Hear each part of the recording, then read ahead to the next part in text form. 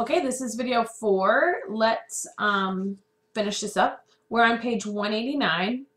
We're at line 2159 in the middle. Theseus is speaking, remember, to Palamon and Emily after a couple of years after Arcite has died, and they continue to mourn. Look at the oak that has so long a period of growth from the time it has first begun to sprout, and has so long a life as we may see. Yet at last the tree is destroyed. Consider also beneath our feet the stone on which we tread and travel, hard as it is, yet wastes away as it lies by the road. The broad river at some time goes dry. We see great towns diminish and pass away. You may see then, all these things have an end. In the case of man and woman also, we see that necessarily in one of two periods, that is to say, in youth or else in age, the king as well as the page must die. One in his bed, another in the deep sea, another in the broad field, as one may perceive. Nothing helps. All go that same way. I may then say that everything around us must die. What causes this but Jupiter the ruler, who truthfully is prince and cause of all things, converting everything into its proper source from which it is derived. Against this, no living creature of any condition succeeds in striving. So what Theseus is saying is that everyone has to die. You can't fight it. There's absolutely no way that you can fight it. In this speech to Palamon and Emily, Theseus shows that he's learned that lesson from Aegeus. He's learned that he kind of argues that excessive mourning over a disaster is inappropriate. There's no way you can change it. Aegeus told him this when Arcite initially died. Theseus has learned this, and now is saying these exact same things to Palamon and Emily. This speech conveys a message of humility and of kind of understanding. Instead of trying to explain Arcite's death, he's just explaining that everyone dies instead of making it pertain specifically to Arcite. Then it is a wisdom, as it seems to me, to make a virtue of necessity, and accept willingly what we may not avoid, and particularly what happens to all of us. Whoever complains at all is guilty of folly and is rebellious against the one who has power to control all. And certainly, a man gains most honor in dying in his excellence and flower, when he is sure of his good name. Then he has done no shame to his friend or to himself. And his friend ought to be happier for his death, when his breath is given up with honor, than when his name is faded with age. For then his prowess is all forgotten. So what Theseus is saying to Palamon is that you should be proud that Arcite died in battle. It's much more noble to die in battle than it is to die because your life fades away. Think back to Beowulf. Beowulf believed the same thing.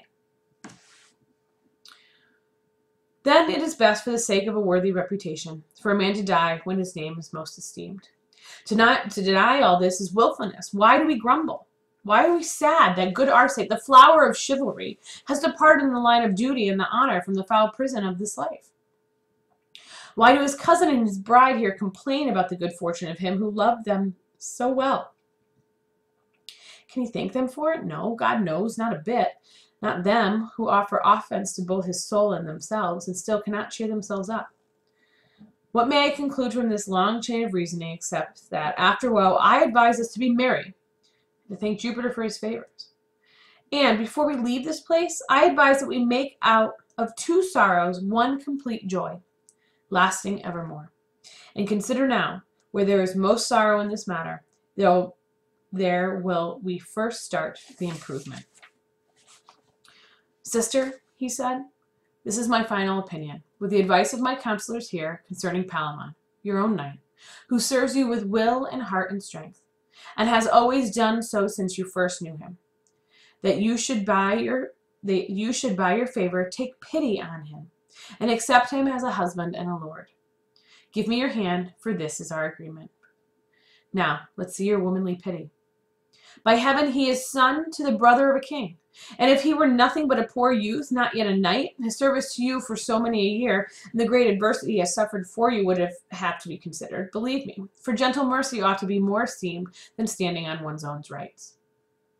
So what Theseus says to Emily is, you need to take pity on this guy. He obviously loves you. He's of high noble birth.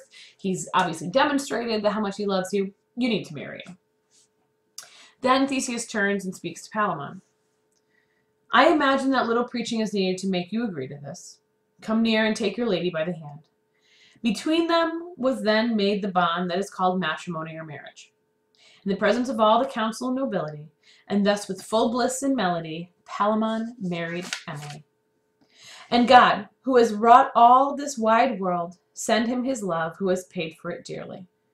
Now is Palamon in complete happiness, living in bliss and riches and in health. And Emily loves him so tenderly, and he serves her just so gently.